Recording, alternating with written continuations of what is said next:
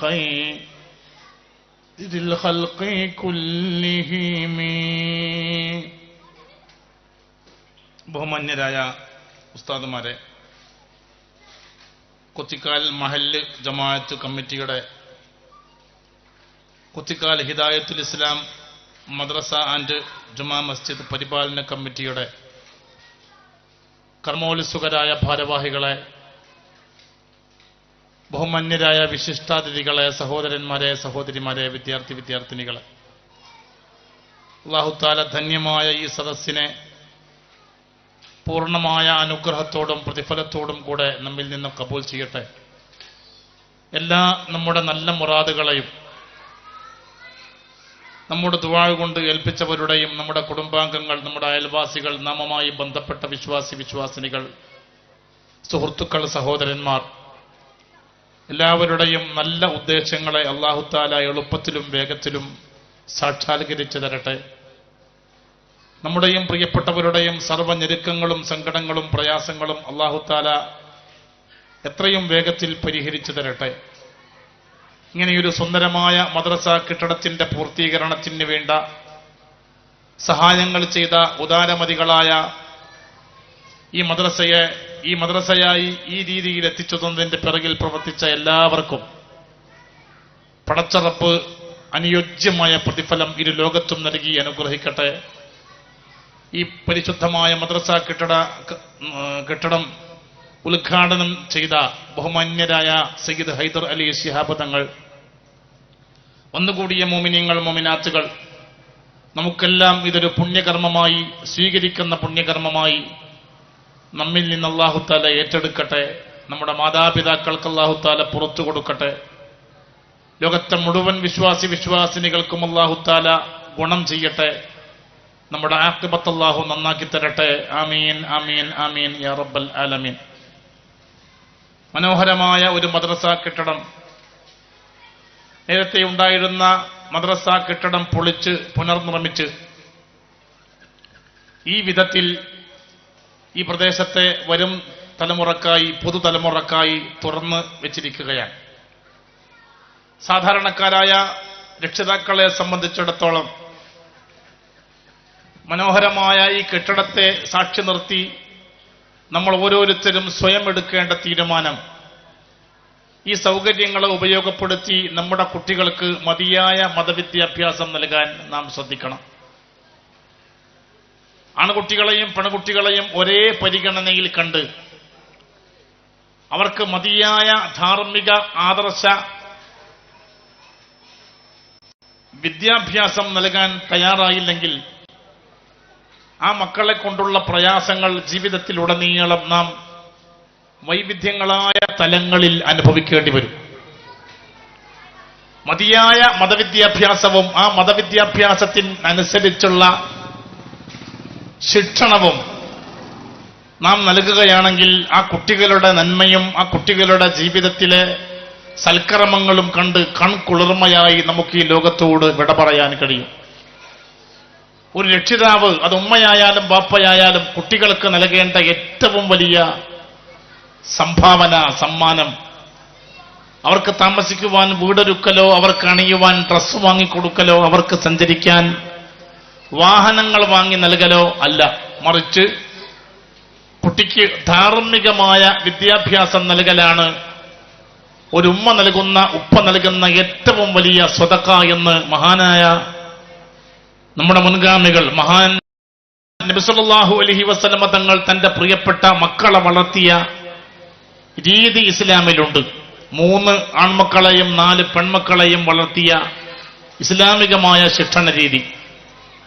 ആ ശിക്ഷണ രീതിക്കനുസരിച്ച് മഹാന്മാരായ സ്വഹാബത്ത് അവരുടെ സന്താനങ്ങളെ വളർത്തിയ ആ പരിപാലന രീതിക്കനുസരിച്ച് ചരിത്രത്തിൽ വർഗീയതയും വിഭാഗീയതയും ഒക്കെ വല്ലാതെ വളർന്നുകൊണ്ടിരിക്കുന്ന ഈ വർത്തമാനകാല സാഹചര്യത്തിൽ ഹിന്ദുവും ക്രിസ്ത്യാനിയും മുസൽമാനും ഒരു മാലയിൽ കോർത്ത മണികളെ പോലെ, ഒരു ഉമ്മ പറ്റ മക്കളെ പോലെ, ഒരു ചീർപ്പിന്റെ പുല്ല് പോലെ അനിഷേധ്യമായ ബന്ധത്തിലും അനിഷേധ്യമായ ഐക്യത്തിനുമായി ജീവിച്ചു പോകേണ്ട ഒരു സാഹചര്യമുള്ള വർത്തമാനകാലത്ത് മദ്രസയിൽ വെച്ച് ധാർമ്മികതയുടെ മതമൂല്യത്തിന്റെ അറിവ് വേണ്ട രീതിയിൽ നമ്മുടെ കുട്ടികൾ കരഗതമാക്കിയാൽ, മാനസികമായ സൽഗുണങ്ങൾ നമ്മുടെ കുട്ടികൾ ജീവിതത്തിൽ ശീലമാക്കിയാൽ, ആ സൽഗുണങ്ങൾക്കനുസരിച്ച് നാം വളർന്നു വരുന്ന തലമുറ ജീവിക്കാൻ തുടങ്ങുമ്പോൾ അവരെ കണ്ട് ഇവിടെയുള്ള ഇതര മത സഹോദരന്മാരും നമ്മെ സ്നേഹിക്കുകയും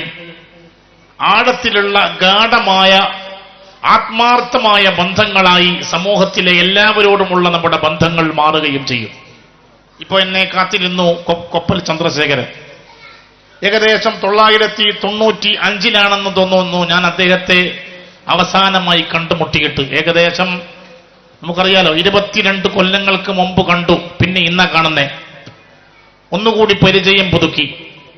ഹിന്ദുവും മുസൽമാനും ക്രിസ്ത്യാനിയുമൊക്കെ സ്നേഹത്തോടെ ജീവിച്ച 1400 കൊല്ലത്തെ പാരമ്പര്യം അതിപ്പോഴും നിലനിർത്താനാണ് നമ്മുടെ ഈ കൊച്ചിക്കാൽ ഹിദായത്തുൽ ഇസ്ലാം മദ്രസയുടെ ഉദ്ഘാടന പശ്ചാത്തലത്തിൽ ഈ മേഖലയിലെ പ്രമുഖന്മാരായ, ഇവിടെ പേര് സൂചിപ്പിച്ചതുപോലെ ഫാദർ ഷാജി, കൊപ്പൽ ചന്ദ്രശേഖരൻ തുടങ്ങിയ പ്രമുഖരായ വിശിഷ്ടാതിഥികളെ ഇവിടെ വിളിച്ചുകൊണ്ടുവരാൻ കാരണം, ഒരുമയോടെ ജീവിക്കാൻ ഒരു മനുഷ്യന് ആവശ്യം ഒരു സ്നേഹപൂർണമായ മനസ്സാണ്.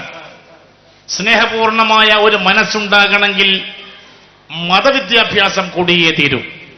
മദ്രസയിൽ വെച്ചാണ് സർവമാന നന്മകളെക്കുറിച്ചും കുട്ടികൾക്ക് തരം തിരിച്ച് പഠിപ്പിക്കുന്നത്. ഇന്നതൊക്കെ നന്മയാണെന്നും ഇന്നതൊക്കെ തിന്മയാണെന്നും മദ്രസയിൽ വെച്ച് മാത്രമാണ് ഈ ലോകത്ത് മനുഷ്യൻ പഠിക്കുന്നത്.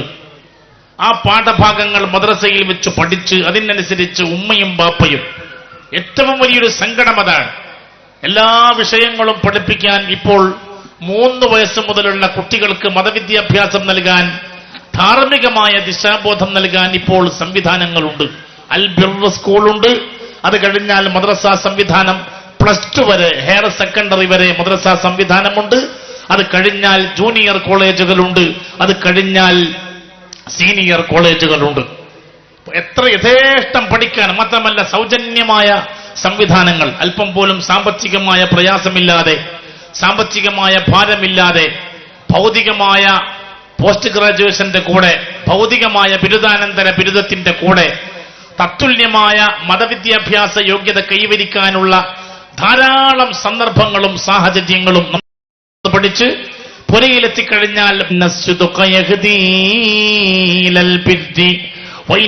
സത്യം മനുഷ്യനെ നന്മയിലേക്ക് നയിക്കുന്നു, നന്മ മനുഷ്യനെ സ്വർഗത്തിലേക്ക് നയിക്കുന്നു. ജീവിതത്തിലുടനീളം നന്മ പറഞ്ഞുകൊണ്ടിരിക്കുന്നു. ുന്നതുവരെ മനുഷ്യൻ സത്യം പറയുന്നു. മദ്രസയിൽ വെച്ച് കുട്ടികൾ പഠിച്ച് പുരയിലെത്തിക്കഴിഞ്ഞാൽ പാപ്പ കളവ് പറയുന്ന രംഗം, ഉമ്മ കളവുന്ന സന്ദർഭം മക്കൾക്ക് ഒരുപാട് അനുഭവിക്കേണ്ടി വരുന്നു. സത്യത്തിന്റെ പ്രാധാന്യം ഉപ്പയിലൂടെ ഉമ്മയിലൂടെ മക്കൾക്ക് നട്ടഴിഞ്ഞ ഓരോ രക്ഷിതാവും, കല്യാണം കഴിഞ്ഞ ഓരോ പെണ്ണും ആലോചിക്കണേ, മക്കൾക്ക് വേണ്ടിയെങ്കിലും ഇനി നാം നന്നാകണം. ഇവിടെ വെച്ച് തീരുമാനിക്കണം. അപ്പൊ നോക്ക്, കല്യാണം കഴിഞ്ഞ ഒരു ഭർത്താവ്, ഒരു പെണ്ണ്, ചെറുപ്പക്കാരൻ കല്യാണം കഴിഞ്ഞ ഉടനെ ഭർത്താവിനെ ഭാര്യ നിരീക്ഷിക്കാൻ തുടങ്ങും, അല്ലേ? ഭാര്യയെ ഭർത്താവ് നിരീക്ഷിക്കാൻ തുടങ്ങും. പ്രത്യേകിച്ച് റോൾ മോഡലാകേണ്ടത്, മാതൃകയാകേണ്ടത് ഭർത്താവല്ലേ, ഭർത്താവ് പുരുഷനല്ലേ? കല്യാണം കഴിഞ്ഞ അന്ന് മുതൽ ഇസ്ലാമികമായ മൂല്യങ്ങൾ ജീവിതത്തിൽ ഭർത്താവിനുണ്ടായാൽ, ഭാര്യ ഭർത്താവിനെ അളന്നു നോക്കിയപ്പോ, നിരീക്ഷിച്ചപ്പോ എല്ലാ ഇസ്ലാമികമായ നിയമങ്ങളും ഭർത്താവിൽ കണ്ടുകഴിഞ്ഞാൽ ഭാര്യ തീരുമാനിക്കും, ഞാൻ ഈ ഭർത്താവിനെ പോലെ ഇൻഷാ അല്ലാഹ് ഇന്നു മുതൽ നന്നാകുന്നു. ഉപദേശിക്കണമെന്നില്ല, മനുഷ്യൻ നന്നായാലുള്ളൊരു ഗുണതാണ്. ആ നന്നായ ആളെ കൂടെ വേറൊരാൾ കൂടുമ്പോ അയാളും നന്നാകാൻ തുടങ്ങും. അൽമർഉ അലാ ദീനി ഖലീലിഹി റസൂലുള്ളാഹി. അവർക്ക് പറയും, അൽമർഉ അലാ ദീനി ഖലീലിഹി. മനുഷ്യൻ അവന്റെ സുഹൃത്തിന്റെ ദീനിന്റെ മേലിലാ. ഭർത്താവിന്റെ ജീവിതത്തിൽ സുബഹിക്ക് എഴുന്നേൽക്കുന്ന സ്വഭാവം, ഇശാ വരെ കൃത്യമായി സമയത്ത് നിസ്കരിക്കുന്ന സ്വഭാവം, എത്ര താമസിച്ചിട്ട് കിടന്നാലും തഹജ്ജുദിന് എഴുന്നേൽക്കുന്ന സ്വഭാവം, പടച്ച റബ്ബിനെ പേടിച്ച് ജീവിക്കുന്ന സംസ്കാരം ഭർത്താവില് ഭാര്യ കണ്ടാൽ പിന്നെ ഈ ഭർത്താവ് വല്ലാതെ ഭാര്യയെ ഉപദേശിക്കണമെന്നില്ല, അറിയാതെ ഭാര്യ എങ്ങ് നന്നാകാൻ തുടങ്ങും. അല്ലാഹു തആല നമ്മളെയൊക്കെ അങ്ങനെ ആക്കി തരട്ടെ.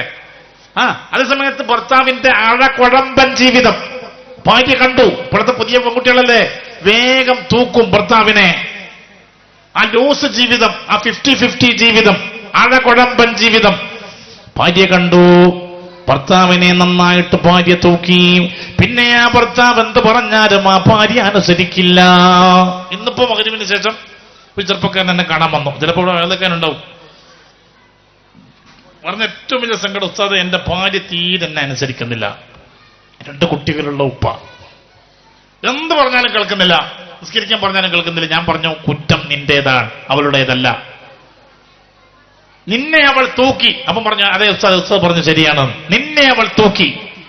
നിനക്ക് ഇസ്ലാമികമായ വിഷയങ്ങളോടുള്ള താല്പര്യക്കുറവ് അവൾ ശരിക്കും മനസ്സിലാക്കി. ഇനി നീ പറഞ്ഞ കേൾക്കൂല. ഇപ്പൊ നീ നന്നായി, ഇപ്പൊ നീ നോക്കിയ ആളെ കിട്ടൂല കേട്ടോ. നീ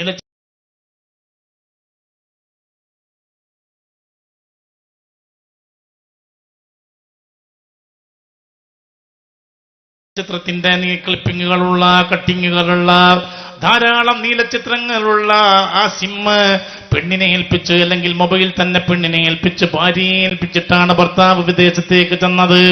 മാസങ്ങൾ ഒരുപാട് കഴിഞ്ഞു. അവൾ ഈ നീലച്ചിത്രങ്ങൾ കണ്ടിങ്ങനെ ആസ്വദിക്കുന്നു, രാത്രിയെ പകലാക്കുന്നു.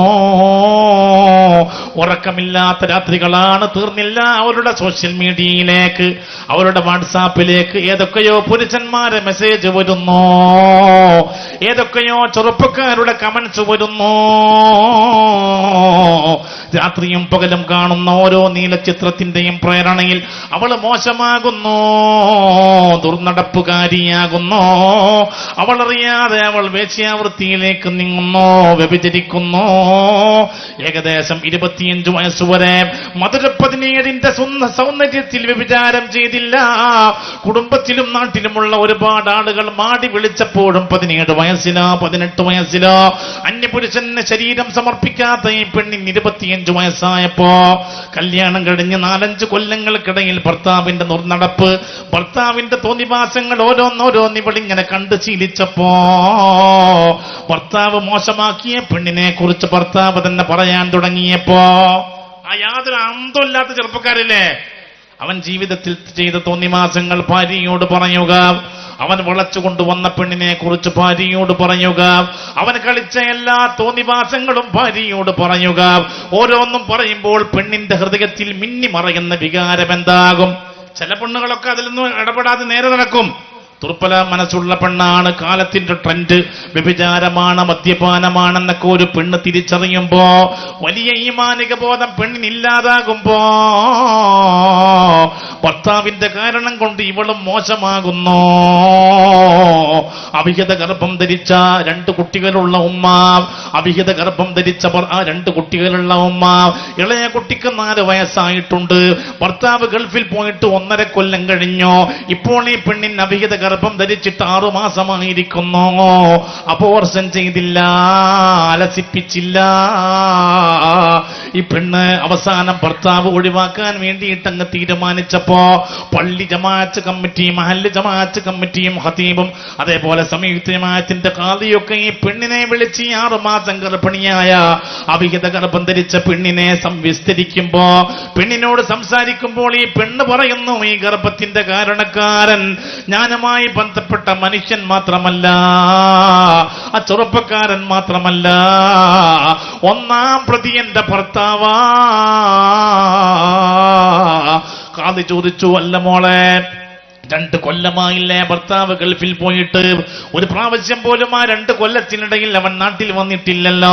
നീയാണെങ്കിൽ 6 മാസം ഗർഭിണിയാണ്, എങ്ങനെയാ നിന്റെ ഭർത്താവ് 1-ാം പ്രതിയാവുക? അപ്പോൾ ആ പെണ്ണ് പറഞ്ഞു, ഞാൻ 12 ക്ലാസ് വരെ മദ്രസയിൽ പഠിച്ചവളാണ്. ആ പഠനകാലത്തിന്റെ സംസ്കാരം എന്റെ ജീവിതത്തിൽ ഉണ്ടായിരുന്നു. മധുര 17ന്റെ സുഗന്ധത്തിൽ ഞാൻ ഏതെങ്കിലും പുരുഷന്റെ വഴിയിലേക്ക് വഴുതി വീണിരുന്നില്ല. കല്യാണം കഴിയുന്ന പ്രായം വരെ എന്നെ ഒരുപാട് ആളുകൾ മാടി വിളിച്ചിരുന്നു. കേട്ടിരുന്നു, ഞാൻ ചെവി കൊടുത്തിരുന്നില്ല, മുഖത്ത് നോക്കിയിരുന്നില്ല, ഒരു പുരുഷനോടും സംസാരിച്ചിരുന്നില്ല. കല്യാണം കഴിഞ്ഞു, 2 കുട്ടികളുള്ള ഉമ്മയായി. അപ്പോഴും ഞാൻ വഴികേടിലേക്ക് നീങ്ങിയിരുന്നില്ല. ഇപ്പോഴാണ് എന്റെ ഭർത്താവ് ഒരു സ്മാർട്ട് ഫോൺ എന്റെ കയ്യിൽ തന്നത്. കഴിഞ്ഞ 1.5 കൊല്ലമായി എന്റെ കയ്യിൽ സ്മാർട്ട് ഫോൺ ഉണ്ട്. ഭർത്താവ് ഗൾഫിൽ നിന്ന് അയച്ചു തന്നതാണ്. ഭർത്താവ് തന്നെയാണ് നെറ്റിന്റെ കണക്ഷൻ എടുക്കാൻ എന്നോട് ആവശ്യപ്പെട്ടത്. വാട്സാപ്പിൽ കയറാനും ഫേസ്ബുക്ക് തുറക്കാനും ഒക്കെ എനിക്ക് പഠിപ്പിച്ചു തന്നത് ഗൾഫിൽ നിന്ന് രാത്രികാലങ്ങളിൽ ഫോൺ ചെയ്യുന്ന ഭർത്താവ് തന്നെയാ. അങ്ങനെ 100 കണക്കിന് ബ്ലൂ ഫിലിമിന്റെ ക്ലിപ്പിങ്ങുകൾ എന്റെ മൊബൈലിലേക്ക് അവനിങ്ങനെ ഇട്ടു തന്നോ. ഓരോന്നോരോന്ന് ഞാനിങ്ങനെ കാണാൻ തുടങ്ങി. ശാരീരികമായ ദുർവികാരങ്ങൾ എനിക്ക് വല്ലാതെ വർദ്ധിച്ചു. അപ്പോഴൊക്കെ ഞാൻ ഭർത്താവോട് പറയാറുണ്ടായിരുന്നു, നിങ്ങൾ നാട്ടിൽ വരണമെന്ന്. എന്തൊക്കെയോ പ്രയാസങ്ങൾ പറഞ്ഞ് ഭർത്താവ് നാട്ടിൽ വന്നില്ല. ശാരീരികമായ ദുർവികാരങ്ങളുടെ, പൈശാചികമായ ദുർവികാരങ്ങളുടെ അത്യുച്ചിയിൽ ഞാൻ എത്തി നിന്നപ്പോ എനിക്ക് തന്നെ എന്നെ നിയന്ത്രിക്കാൻ കഴിയാതായി. അപ്പോഴാണ് ഞാൻ ഏതൊക്കെയോ ആളുകളുമായിട്ട് പരിചയപ്പെടാൻ തുടങ്ങിയത്. ആ കാരണം കൊണ്ടാണ് ഞാൻ ഇങ്ങനെ ഗർഭിണിയായത്. ൾക്ക് നാം പറഞ്ഞു കൊടുത്താൽ നാം അറിയാതെയാണ് നമ്മുടെ മോശമാവുക.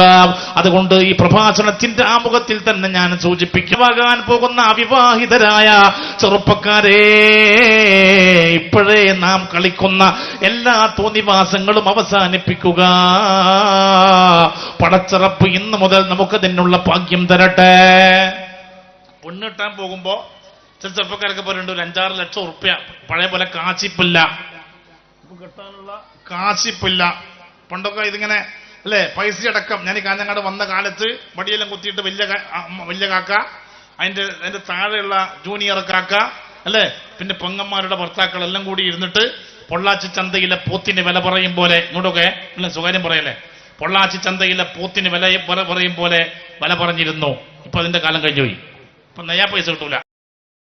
പണ്ട് കാലത്തൊക്കെ ഒരു 4-5 ആൺകുട്ടികളുണ്ടെങ്കിൽ നമ്മുടെ ഈ ചുറ്റുവട്ടത്തിലുള്ള ചില ആൺകുട്ടികൾ മാത്രമുള്ള ഉപ്പമാരോട് പറയലുണ്ട്, ആമോ നീ ഒരു കസേര വാങ്ങിയിട്ടിരുന്നോ, മൂത്തവനിക്ക് ഇത്ര, രണ്ടാമത്തവനിക്ക് ഇത്ര എന്ന് പറഞ്ഞിട്ട് ഇങ്ങനെ. ഇപ്പൊ മാത്രമല്ല, ഓരോ ആൺകുട്ടികളെയും കെട്ടിച്ചേക്കാൻ വേണ്ടിയിട്ട് നിശ്ചിത പൈസ മഹർ കൊടുക്കണമെങ്കിൽ ഒരു മജ്‌ലിസിൽ വെക്കേണ്ട മഹർ അത് അരപ്പവനും കാപ്പവനും ആയാൽ പിന്നെ എനിക്ക് അവിടെ എഴുന്നേൽക്കാൻ കഴിയോ അല്ലെ? സ്റ്റാറ്റസ് നിലനിർത്താൻ, ഓരോ കുടുംബത്തിന്റെയും സ്റ്റാറ്റസ് നിലനിർത്താൻ മതിയായ രീതിയിലുള്ള മഹർ വേണം. അത് കപ്പാട്ട് കൊണ്ടുപോകണം, ഒക്കെ കൊണ്ടുപോകണ്ടേ? അതിനൊക്കെ മഹർ മാത്രം ഇസ്ലാമികളില്. ആ കപ്പാട്ട് സ്ത്രീധനം ഇല്ലാതാകുമ്പോ ആ കപ്പാട്ടും ഇല്ലാതാകണം. പക്ഷെ സ്ത്രീധനം ഇല്ലാതായി കപ്പാട്ട് നിലനിന്നു. അങ്ങനെയല്ലേ ഇപ്പോൾ അല്ലെ? അങ്ങോട്ടുള്ള മാമൂല് മുഴുവനുണ്ട്, ഇങ്ങോട്ടുള്ള മാമൂലില്ല. മാമൂല് ആ കുട്ടികളെ ആ 3 ഉള്ളത്. ഞാൻ അടങ്ങിയിരുന്നവനെ 3 കസേരയിലിരിക്കണേ, ഒരു കസേരയിലിരിക്കരുത്. അടുത്തിരിക്കല്ലേ, നീ മാറി മാറി ഇരുന്ന 3 ആളും മാറി കിളക്ക്. ഇനിയുണ്ടോ അവിടെ സാധനങ്ങൾ? ചെറിയ മക്കളാന്ന് പറയണ്ട, കുട്ടികളല്ലേ, അവർക്ക് ഇതൊരു ആഘോഷമാണ്. കല്യാണം കഴിയാൻ വേണ്ടിയിട്ട് പണം ഉണ്ടാക്കുന്ന തിരക്കിലാണ് ഒരുപാട് ചെറുപ്പക്കാര് കാഞ്ഞങ്ങാട്. എങ്ങനെയുള്ളത് കെട്ടേണ്ട ഉസ്താദെ, ഒന്ന് 2 കൊല്ലം ഗൾഫിൽ പോയിട്ട് വരട്ടെ, ഒന്ന് ഉസ്താദ് നല്ലോണം ദുആ ചെയ്യണം, ഒരു ബറക്കത്തുള്ള ജോലി കിട്ടാൻ വേണ്ടി. മോനെ, ബറക്കത്തുള്ള ജോലി വേണ്ട, കല്യാണം കഴിയുന്നതിന് മുമ്പ് നീ ഒന്ന് ഒരുങ്ങേണ്ടത്. ചില കുട്ടികൾ നമ്മൾ കെട്ടണ്ടേ, തീരെ ഇങ്ങനെ കൊള്ളിയായിട്ട് സ്ലിം എന്നെല്ലാം പറഞ്ഞാൽ ഇംഗ്ലീഷ് പറയാൻ സുഖം. നിന്നെ കാണുമ്പോ നീ അങ്ങനെ പോലെയുള്ളത് തിന്നേം കുടിക്കുകയെല്ലാം ചെയ്യണം. പെണ്ണ് കെട്ടണ്ടേ, തടി നന്നാക്കുകയല്ല വേണ്ടത്, പണം ഉണ്ടാക്കി വെക്കുകയല്ല വേണ്ടത്. കല്യാണം കഴിയും മുമ്പ് ഒരു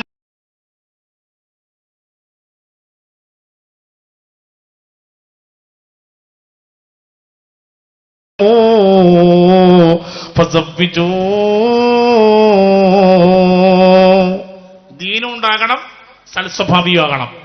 ഇത് രണ്ടും ഉണ്ടാക്കിയെടുക്കണം പെണ്ണിടുന്നതിന് മുമ്പ്. നല്ല ഭാവം. കാരണം എന്താണെന്നറിയോ, ഏതോ ഒരു പെണ്ണിനെ നിയന്ത്രിക്കേണ്ട ഡ്രൈവറാകാൻ പോവുകയാണ്. അതാ പറഞ്ഞ യുവാക്കൾ നന്നാകുക എന്ന് പറഞ്ഞാല് അത് ആഖിറത്തിലേക്ക് വേണ്ടിയിട്ട് മാത്രമല്ലടോ, നീ ഒരു പെണ്ണിന്റെ ഭർത്താവാകാൻ പോകുന്നവനല്ലേ. അതുകൊണ്ട് ഇൻഷാ അല്ലാഹ് നീ നന്നാകണം, സ്വഭാവത്തെ ഇൻഷാ അല്ലാഹ് നന്നാക്കിയെടുക്കണം.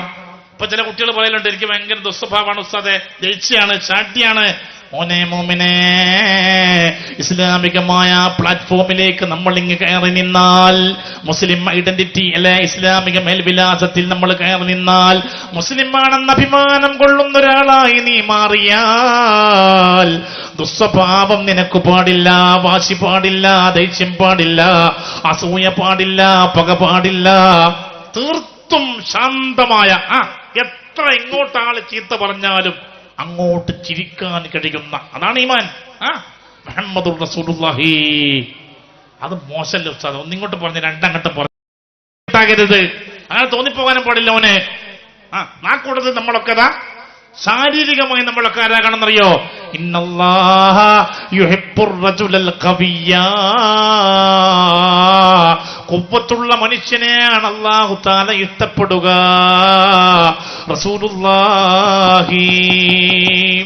ഒരാൾക്കും തോറ്റുപോകാത്ത ശാരീരിക ആരോഗ്യം ഉണ്ടാകണം.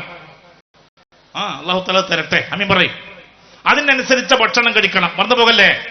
ഇസ്ലാം എന്ന് പറഞ്ഞു കഴിഞ്ഞാൽ വെറും നിസ്കരിക്കാനും നോമ്പുക്കാനും മാത്രം പറഞ്ഞ മതല്ല. തടിയുടെ ആരോഗ്യം മരണനേരം വരെ നിലനിൽക്കണം.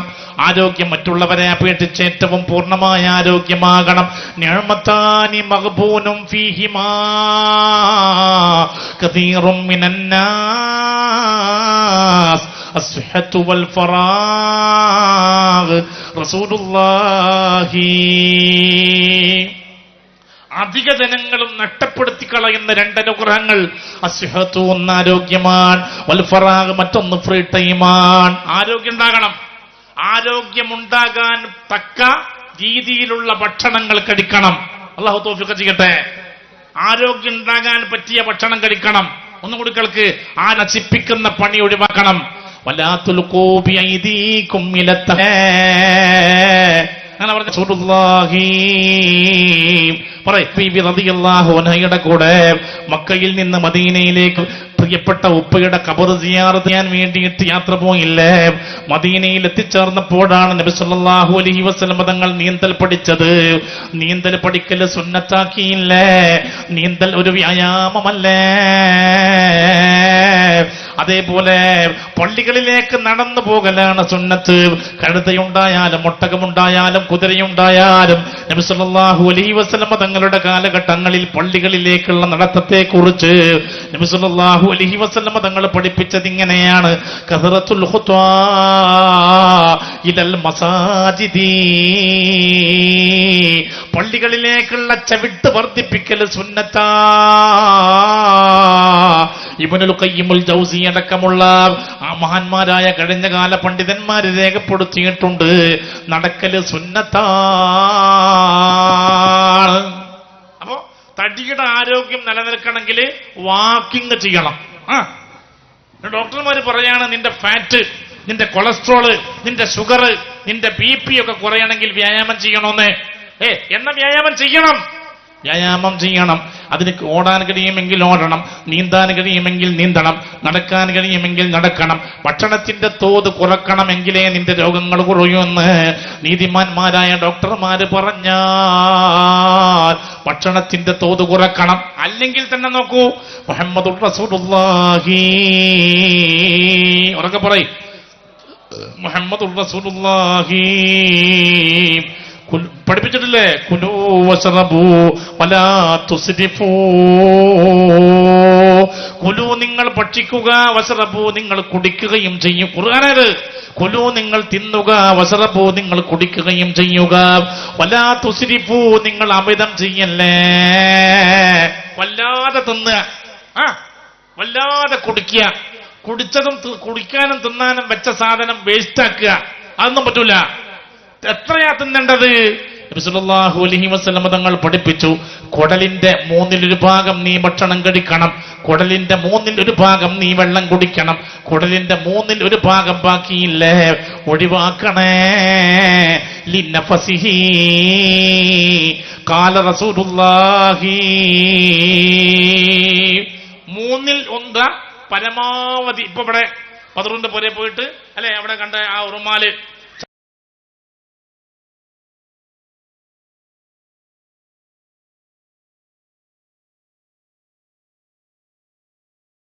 ചപ്പാത്തിയും തിന്നു, ആ ചെറിയ പൊറോട്ട അടിച്ചു, അതിന് പറഞ്ഞ ഇപ്പുറത്ത് മജബോസോ ബിരിയാണിയോ അതുകൊണ്ട് അടിച്ചു അല്ലെ, എന്തൊക്കെ തിന്നാൻ കട്ടി നെയ്പ്പത്തിൽ അതും കൊണ്ട് അടിച്ചു, അതിൽ ഇറച്ചി ഉണ്ടായിരുന്നു അതും അടിച്ചു, കോഴി അടിച്ചു, പച്ചക്കറിയും അടിച്ചു, മീൻകൂട്ടി. അത് ഇപ്പൊ ചില കല്യാണപ്പൊല്ലൊക്കെ ചില ആളെ പോയിട്ട് ഇരുന്നാലില്ലേ 2 കൈ കൊണ്ട് ആദ്യത്തെ സുബ്ഹാനല്ലാഹ്.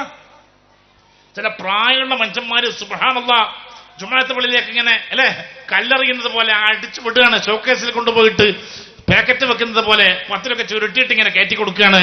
ഒടുക്കത്തെ തീറ്റി തിന്നുസ്താതെ. പിന്നെ ആശുപത്രി പോക്ക് പിന്നെ നോക്കാതെ പരമാവധി തിന്നുക, മംഗലാപുരത്ത് പോവുക, മരിച്ചിട്ട് വരിക. ദയവ് ചെയ്തിട്ട് ഇത് ദീനിലില്ല. മനുഷ്യന്റെ ആരോഗ്യം ഈ രീതിയിലായാൽ നിലനിൽക്കുകയേയില്ല. തീർന്നില്ല. സ്വഹീഹുൽ ബുഖാരി അടക്കമുള്ള ഹദീസിന്റെ ഗ്രന്ഥങ്ങൾ നോക്കിയാൽ കാണാം, മഗ്രിബ് കഴിഞ്ഞാൽ പിന്നെ ഭക്ഷണമില്ല. മഗ്രിബിന് മുമ്പാണ് മഹാനായ മുഹമ്മദുർ റസൂലുള്ളാഹി തങ്ങളായാലും അബ്ദുല്ലാഹിബ്നു ഉമർ ആയാലും അബ്ദുല്ലാഹിബ്നു മസ്ഊദ് ആയാലും ചരിത്രത്തിന്റെ ഇന്നലെകളിൽ മുത്തബിയുൽ സുന്ന എന്ന അപരാപിധാനത്തിൽ അറിയപ്പെട്ട ഉമർ റളിയല്ലാഹു അൻഹു അടക്കമുള്ള മഹാന്മാരെ ഭക്ഷണം മഗ്രിബിന് മുമ്പ് രാത്രിയിൽ പിന്നീട് തീറ്റില്ല. മഗ്രിബിന് ഖബലൽ മഗ്രിബി കഴിഞ്ഞ ഇതെല്ലാം കൂടി രാത്രി 12 മണിയാകുമ്പോഴാണ് അവന്റെ അവസാനത്തെ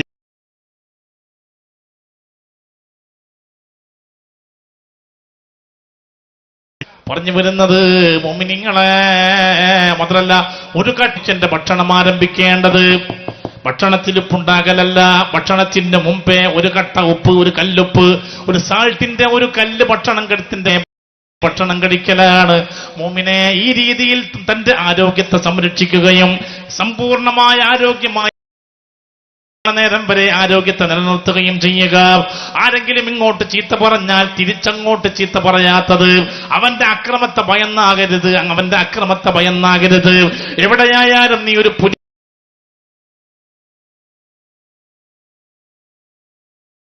ശക്തിയുള്ള ആരോഗ്യമുള്ള മനുഷ്യരുണ്ടാകണം. പക്ഷെ ആരെങ്കിലും അവിവേകം പറയുമ്പോ കേൾക്കണേ, ഇബാദുർ റഹ്മാനില്ലദീന യംശൂന അലൽ അർളി ഹൗനാ വഇദാ ഖാതബഹുമുൽ ജാഹിലൂന ഖാലൂ സലാമാ. വിവരമില്ലാത്തവർ എന്തെങ്കിലും വർത്താനം പറയാൻ വന്നാ സലാമാ സലാമാ, സലാമുണ്ട്, അങ്ങോട്ട് മുണ്ടരുത്, വർത്താനം പറയാൻ നിൽക്കരുത്, മാറി നിന്ന് കളയണം. വഅയ്ദുൽ ജാഹിലീൻ, വിവരമില്ലാത്തവരെ അവഗണിക്കുക, ഇറാദ ചെയ്യുക. അങ്ങോട്ട് അങ്ങനെ തന്നെ തിരിച്ചു വർത്താനം പറയല്, അത് മാർക്കറ്റ് സംസ്കാരം ഒന്നും അതിന് പറയാ. അങ്ങോട്ട് അതിന് ചന്ത സംസ്കാരം ഒന്നാ പറയാ. മുഅ്മിനീങ്ങൾക്ക് ആ സംസ്കാരം പാടില്ല. നബി സല്ലല്ലാഹു അലൈഹി വസല്ലം തങ്ങളുടെ വഫാത്തിന്റെ വേള വരെ അങ്ങനെ ഒരു സംസാരം നബി സല്ലല്ലാഹു അലൈഹി വസല്ലം തങ്ങൾക്കുണ്ടായിരുന്നില്ല. അറിയല്ലേ, അനസ് ഇബ്നു മാലിക് റളിയല്ലാഹു അൻഹു നബി സല്ലല്ലാഹു അലൈഹി വസല്ലം തങ്ങൾക്ക് 10 കൊല്ലം ഖിദ്മത്ത് ചെയ്തില്ലേ. വലഖദ് ഖതംതു റസൂലില്ലാഹി സ്വല്ലല്ലാഹു അലൈഹി വസല്ലം അസ്റു സിനീൻ, 10 കൊല്ലം ഞാൻ നബി സല്ലല്ലാഹു അലൈഹി വസല്ലം തങ്ങൾക്ക് ഖിദ്മത്ത് ചെയ്തു. 10 കൊല്ലത്തിനിടയിൽ പോലും നബി സല്ലല്ലാഹു അലൈഹി വസല്ലം തങ്ങൾ എന്നോട് ചേന്ന് പറഞ്ഞില്ല. അതാണ് ഇസ്ലാമിക സംസ്കാരം. യുദ്ധക്കളത്തിന് നേതൃത്വം കൊടുക്കുമ്പോൾ പോലും യുദ്ധം ചെയ്യാത്ത യോദ്ധാക്കളോട് ചീത്ത പറഞ്ഞില്ല. നമ്മളാണെങ്കിൽ ഇന്നത്തെ കാലത്ത് ഇപ്പൊ നോക്കിയട്ടെ, എന്തുകൊണ്ടാ മതങ്ങളും അകന്നുപോയേ? എന്തുകൊണ്ടാ മനസ്സും അകന്നുപോയേ? എന്തുകൊണ്ടാ ഓരോ മഹലിലുമുള്ള മനുഷ്യന്മാര് വ്യത്യസ്തങ്ങളായ പ്ലാറ്റ്ഫോമുകളിലും ഗ്രൂപ്പുകളിലും പനെ പറയും. കുത്തിക്കാലൊഴികെ ഇവിടുന്ന് വന്നവരെ ഞങ്ങളോട് ഞാൻ പറയില്ല. ഉള്ള ഇറങ്ങടങ്ങളിൽ നിന്ന് നീ പോകണ്ട. കല്യാണം സാമ്പത്തികമായ ഐശ്വര്യം കൂടി ഇപ്പം കാലം ഒരു ഏകദേശം 2 കൊല്ലമായി കാണാം. നോക്കുമ്പോ പഴയ ദുസ്വഭാവങ്ങളൊക്കെ തുടങ്ങി. വ്യഭിചാരം നന്നായി നോക്കണം. എല്ലാം നിയന്ത്രണമില്ലാത്ത അനിയന്ത്രണ ചുഴിയിൽ പൊട്ടുപോയി, നീർച്ചുഴിയിൽ പൊട്ടുപോയി. ഇപ്പൊ കാണുന്നില്ല. അതാ പറഞ്ഞ നമ്മൾക്ക് സ്വയം നിയന്ത്രണം. അത് 1 ആയി 2 ആയി 4 ആയി. ഇപ്പൊ നോക്കിട്ടെ, ചെറുപ്പത്തിലെ വ്യഭിചാരമില്ലാത്തൊരാഗ്രഹിക്കും ചില കുട്ടികൾക്ക് പെടും അല്ലേ? 10 വയസ്സിലെ പാപമുള്ള ഏതെങ്കിലും ചെറുപ്പക്കാരന്റെ ശബ്ദം കേൾക്കുന്നുണ്ടോ? ഇബ്ലീസിന്റെ ശരീരത്തിന്റെ പൾസ് നോക്കിയിട്ട് ഇട്ട് തന്ന ദൗർബല്യമാണത്. ഓരോരുത്തരുടെ ശരീരം നന്നായിട്ട് ഇപ്പൊ നോക്കിട്ടെ, അൾട്രാസൗണ്ടും ഇബ്ലീസ് ഇങ്ങനെ സഞ്ചരിക്കുകയാണ്. നമ്മുടെ ദൗർബല്യം എന്തെന്നറിയാ? അപ്പൊ നോക്കിയ ചില ശരീരങ്ങളിൽ വല്ലാത്ത ശാരീരികമായ ആഗ്രഹം, ലൈംഗിക ആഗ്രഹം അധികമായിരിക്കും. ചില തടികളിൽ കുറവായിരിക്കും, ചില തടികളിൽ മിഡിലായിരിക്കും നിലയിൽ. ഇങ്ങോട്ടൊക്കെ വല്ലാതെ കൂടുതലുണ്ടെങ്കിൽ അത് ഇബ്ലീസിന് അറിയാം. അവനെ വഴിപിഴപ്പിക്കാൻ അനുയോജ്യമായ മാർഗം ആ വഴിയിലുള്ള ചാൻസ് ഉണ്ടായി കൊടുക്കുക. അള്ളാഹു നമ്മളെ കാക്കട്ടെ. ചില ആൾ പറയലുണ്ട്, എനിക്ക് ഞാൻ വലിയ ഭാഗ്യവാനാണ്, ആ വഴി ഇങ്ങോട്ട് ഞാൻ വലിയ ചാൻസ് ഉള്ളവനാണ്, എവിടെയും ഒരു പെണ്ണിന്റെ കൂടെ കുടുങ്ങും, അത് വലിയ ഭാഗ്യമായിട്ടാണ് പായ നരവാനുള്ള ചാൻസ്. അത് എനിക്കതിൽ നല്ല ചാൻസാണ്. കസിന്റെ മുമ്പിൽ പിടിക്കപ്പെടാത്തവൻ ഒന്നും പറയലുണ്ട്, ഞാൻ വലിയ ഭാഗ്യാണ്, എന്റെ ഓളയും കുട്ടികളും ഭാഗ്യം. നിയന്ത്രിക്കണം, അതല്ലേ ലാ ഇലാഹ ഇല്ലല്ലാഹയുടെ പ്രത്യേകത. ദിക്റുൽ അമ്മാറ എന്നാണ് ലാ ഇലാഹ ഇല്ലല്ലാഹയുടെ പേര്. ശരീരത്തിന്റെ ദുരാഗ്രഹം നീ നിന്റെ രക്ഷിതാവിന് ഇബാദത്ത് ചെയ്യണേ. നിന്റെ നടപ്പിൽ കാണണമായ ഇബാദത്ത്, നിന്റെ സംസാരത്തിൽ പ്രകടമായ ഇബാദത്ത്, നിന്റെ ഉറക്കത്തിൽ പ്രകടമാകണമായ ഇബാദത്ത്. മരണനേരം വരെ നീയാണ് പരമമായി നീ നിന്റെ റബ്ബിലേക്ക് അങ്ങ് വലയിച്ചു നിൽക്കണേ. ലാ ഇലാഹ, യഥാർത്ഥത്തിൽ ആരാധനർഹനില്ല അല്ലാഹുവല്ലാതെ എനിക്കൊരു ബന്ധവുമില്ല എന്റെ റബ്ബിനോടാതെ. ഇത് ദിവസവും 10 അല്ല 100 അല്ല 200 500 1000 എന്റെ ആണും പെണ്ണും ചൊല്ലാൻ തുടങ്ങുമോ? സഞ്ചാരമില്ല. പിന്നെ വാട്സാപ്പിലും ഫേസ്ബുക്കിലും ട്വിറ്ററിലും ഫോട്ടോവിന് താഴെ ലൈക്ക് അടിക്കലില്ല. വ്യഭിചാരത്തോട്, പലിശയോട്, മദ്യത്തോട് താല്പര്യമില്ലാതായ ലാ ഇലാഹ ഇല്ലല്ലാഹ് വർദ്ധിപ്പിച്ചു. ചെറിയ ദിക്റല്ലാതെ ചരിത്രത്തിന്റെ ഇന്നലെകളിലെ കഴിഞ്ഞ 10,000 കൊല്ലങ്ങൾ അഫ്ളലുമാ ഖുൽതു അന വന്നബിയ്യൂന മിൻ ഖബ്ലി, ഞാനും എന്റെ മുമ്പുള്ള മുഴുവൻ പ്രവാചകന്മാരും അവരെ നാവ് കൊണ്ടൊരു വിടപ്പെട്ട ദിക്റുകളിൽ വെച്ച് ഏറ്റവും ശ്രേഷ്ഠമായ ദിക്ർ ചൊല്ല് ലാ ഇലാഹ. അതിനെ നമ്മള് ദിക്റിൽ വെച്ച് ഏറ്റവും സ്നേഹിക്കേണ്ട ദിക്ർ ലാ ഇലാഹ ഇല്ലല്ലാഹയാണ്. ചൊല്ല് ലാ ഇലാഹ ഇല്ലല്ലാഹ്. ചൊല്ല്. മഹാനായ ശംസുൽ ഉലമയോട് ഏതെങ്കിലും ആളുകൾ ചെന്നുകൊണ്ട് ഉസ്താദ് വലിയ പ്രയാസത്തിലാണ്, വലിയ മാനസികമായ പ്രയാസത്തിലാണ്, നന്നാകുന്നേയില്ല. ശൈഖുനാ CM വലിയുല്ലാഹി മടവൂർ തളിപ്പറമ്പ് ഖുവത്തുൽ ഇസ്ലാം അറബിക് കോളേജിൽ ഓതിപ്പടിക്കുന്ന കാലത്ത് ശൈഖുനയെ സമീപിച്ചിട്ട് പറഞ്ഞിരുന്നു, എനിക്ക് അമൽ ചെയ്യാൻ താല്പര്യം കിട്ടാൻ, എനിക്ക് നന്നായിട്ട് അള്ളാഹുവിലേക്ക് അടുക്കുവാനുള്ള സൗഭാഗ്യം കിട്ടാൻ ഒരു വിർദ് പറഞ്ഞു തരണം ഉസ്താദ്, ഒരു വദീഫ പറഞ്ഞു തരണം ഉസ്താദ്, ഒരമല് പറഞ്ഞു തരണം ഉസ്താദ്. ശംസുൽ ഉലമയിൽ നിന്ന് കിട്ടിയ വിർദിന്റെയും വദീഫയുടെയും ബലത്തിലാണ് ശൈഖുന പിന്നെ മുന്നേറാൻ തുടങ്ങിയത്. അതേപോലെ മുഅ്മിനീങ്ങളെ ശംസുൽ ഉലമയോട് ഏതെങ്കിലും സാധാരണക്കാര് ചെന്ന് എനിക്ക് മാനസികമായി നന്നാകണമെന്ന് താല്പര്യമുണ്ട്, എന്തെങ്കിലും പറഞ്ഞു തരണേ എന്ന് ചോദിച്ചാൽ പറഞ്ഞു കൊടുക്കാറ് ഓരോ ഫർദ് നിസ്കാരത്തിന്റെയും പിറകെ 500 വട്ടം ലാ ഇലാഹ ഇല്ലല്ലാഹ് ചൊല്ലാനാണ്. അതിങ്ങനെ ടിക് ടിക് ടിക് ടിക് ടിക് ചൊല്ലലുള്ള ചൊല്ലിയിട്ട് ഇല്ലായ്മ ചെയ്യാ. ചൊല്ലാനങ്ങ് തുടങ്ങുമ്പോൾ ഒരാഗ്രഹവും ഇല്ലാതാവും. എല്ലാ ദൗർബല്യം ഒഴിഞ്ഞൊഴിഞ്ഞൊഴിഞ്ഞൊഴിഞ്ഞങ്ങ് പോവും. നല്ല നല്ല നല്ല ശുദ്ധനായ നിഷ്കളങ്കനായ ഒരാളായി നമുക്ക് തന്നെ നമ്മെ ഞാൻ നന്നായിട്ടുണ്ടെന്ന് സ്വയം തുടങ്ങും. അള്ളാഹു തആല അങ്ങനെ ആക്കി തരട്ടെ. പറയും അള്ളാഹു അങ്ങനെ ആക്കി തരട്ടെ. അപ്പൊ ഇൻഷാ അല്ലാഹ് അപ്പൊ അതാ ഞാൻ പറഞ്ഞു വരുന്നേ, ഏകദേശ പക്വതയാണ് സ്വഭാവം എന്ന് പറഞ്ഞാൽ. ആരെങ്കിലും നിന്ന് പോയതിന്റെ പേരിൽ മറുസംഘടന, അതിന്റെ പേരിൽ സന്തോഷിച്ചൂടാ. നാളെ നമ്മുടെ മുറ്റത്തും ഇങ്ങനെയുള്ള ഇന്നലെ മെനിഞ്ഞാന്ന് ഒളിച്ചോടിപ്പോയ ഒരു പെണ്ണിന്റെ വീട്ടിന്റെ അപ്പുറത്തുള്ള വീട്ടിൽ അതിഥിയായിട്ട് ചെന്നു. എന്നോട് എന്ത് സംഭവിക്കുന്നു എന്ന് ആലോചിച്ചാൽ ആ മുസ്ലിമിനെ കുറ്റം പറയും മുമ്പ് നാം ആദ്യം ചിന്തിക്കേണ്ടത് നമ്മുടെ മക്കളെയാണ്, അല്ലെ? മക്കളെ കുറിച്ചുള്ള, ഒളിച്ചോടിപ്പോയ പെണ്ണിനെ കുറിച്ചുള്ള ചർച്ച ചെയ്യും മുമ്പ് ആ പെണ്ണിന്റെ ഉപേക്ഷിക്കാൻ തയ്യാറാകണം. ചുരുക്കി പറഞ്ഞാൽ ആരെയും നമുക്ക് ആക്ഷേപിക്കാൻ കഴിയില്ല. പിന്നെന്താ, പരമാവധി നമ്മൾ നമ്മുടെ കുടുംബത്തെ, നമ്മുടെ നാട്ടിലെ സ്ത്രീ പുരുഷന്മാരെ മഹല്ല് ജമാഅത്ത് കമ്മിറ്റി എന്നൊക്കെ പറഞ്ഞു കഴിഞ്ഞാൽ പിന്നെ ആളെ കയ്യിൽ നിന്ന് വരിസംഖ്യ വാങ്ങുക, എന്നിട്ട് മാസാമാസത്തിൽ ഉസ്താദുമാർക്ക് ശമ്പളം കൊടുക്കുക, ഉസ്താദുമാരെ നിശ്ചിത കാലം കഴിഞ്ഞാൽ അവർക്ക് വേണ്ട കാര്യങ്ങൾ അത് ചെയ്തു കൊടുക്കൽ മാത്രമല്ല, നമ്മൾ ഖൗമിന്റെ ഖാദിമാകാൻ വഴിയിലേക്ക് ക്ഷണിക്കുന്ന മാതൃകായോഗ്യരായ മതപ്രബോധകന്മാരായി പള്ളിയിലെ ഉസ്താദും മഹല്ല് കമ്മിറ്റിയും മാറിയാൽ പിന്നെ ഒളിച്ചോട്ടങ്ങളില്ല, പിന്നെ പതുങ്ങിപ്പോകലില്ല, പിന്നെ പാദവ് നന്നായില്ല. എന്നാൽ ഭാര്യ നന്നായി, ഭാര്യയെ മാതൃകയാക്കുന്ന ഭർത്താവ് തീർന്നില്ല. 12 ഒന്നുമില്ല. 7 ക്ലാസ് വെച്ച് പുരയിലെത്തുന്ന കുട്ടി ഉപ്പയെ കാണുമ്പോ ഉമ്മയുമ്പോ മദ്രസയിൽ വെച്ച് പഠിച്ച പാഠഭാഗങ്ങളെ പ്രാവർത്തികമാക്കുന്ന ചരിത്രത്തിലുള്ള എല്ലാ മനുഷ്യന്മാരും നന്നായ ഇത് ഉമ്മയെ കണ്ടിട്ടാണ്, പാപ്പയെ കണ്ടിട്ടാണ്. മഹാനായ ശൈഖ് മുഹയ്യിദ്ദീൻ അബ്ദുൽ ഖാദിർ ജീലാനി പറ ഖദ്ദസല്ലാഹു സിർറഹുൽ അസീസ് നന്നായത് എങ്ങനെയാണ്? ഉമ്മുൽ ഖൈർ ഫാത്തിമ ബീവി എന്ന ഉമ്മയെ കണ്ടിട്ടാണ്. മൗലാന മുഹമ്മദ് അലി ജൗഹർ എന്ന ഇന്ത്യൻ ദേശാഭിമാനത്തിന്റെ പ്രതീകമായ നമ്മുടെ നേതാക്കന്മാരിൽ പ്രമുഖരായ മൗലാന മുഹമ്മദ് അലി ജൗഹറും മൗലാന ശൗക്കത്ത് അലിയും നന്നായത് ബീഗമ്മ പിത എന്ന ഉമ്മയെ കണ്ടിട്ടാണ്. ശറഫുൻ നബവി റളിയല്ലാഹു അൻഹു ചരിത്രത്തിലെ ഫിഖ്ഹിലെ നമ്മുടെ മദ്ഹബിലെ അവസാനത്തെ വാക്കെന്ന് പറയാവുന്ന യഹ്യ ഇബ്നു ശറഫുൻ നബവി തങ്ങൾ നന്നായത് ഉമ്മയെ കണ്ടിട്ടാ. സയ്യിദുത് താബഈൻ എന്ന അപരാഭിധാനത്തിൽ അറിയപ്പെടുന്ന മഹാനായ ഉവൈസുൽ ഖർനി റളിയല്ലാഹു അൻഹു നന്നായത് ഉമ്മ ചെയ്തിട്ടാ. ഉമ്മ നന്നായാലാണ് മക്കൾ നന്നാവുക. അല്ലുമ്മു അഹഖു ബിതർബിയത്തിൽ ഔലാദ്, മക്കളെ നന്നാക്കാൻ ഏറ്റവും കടപ്പയാണ്. തുമ്മല്ലപൂ, പിന്നെ ഉപ്പയാണ്. അല്ലാതെ മദ്രസയിലെ ഉസ്താദുമാരോ അല്ല. മദ്രസയിലെ ഉസ്താദുമാരുടെ കടമ തിയറി പഠിപ്പിക്കലാണ്. നിസ്കാരത്തിന്റെ ഫർള്, ശർത്ത്, സുന്നത്ത്, ബാത്തിലാകുന്ന കാര്യങ്ങൾ, വുദൂ മുറിയുന്ന കാര്യങ്ങൾ, താരീഖ്, അഖ്ലാഖ്, അഖീദ തുടങ്ങിയ വിഷയങ്ങൾ പഠിപ്പിച്ചാൽ അതിനനുസരിച്ചുള്ള പ്രായോഗിക ജീവിതം, പ്രാക്ടിക്കൽ ലൈഫ് ശീലിപ്പിക്കേണ്ടത് പുരയിൽ നിന്നാ. അതാ ഞാൻ തുടക്കത്തിലേ പറഞ്ഞത്. മദ്രസയുണ്ടായത് കൊണ്ട് മാത്രം മഹലിലുള്ള ആണുങ്ങളും പെണ്ണുങ്ങളും നന്നാകില്ല. മദ്രസയിൽ +2 വരെ ഒരു പെണ്ണോ ആണോ പഠിച്ചത് കൊണ്ട് ആ പെണ്ണുമാണും നന്നാകില്ല.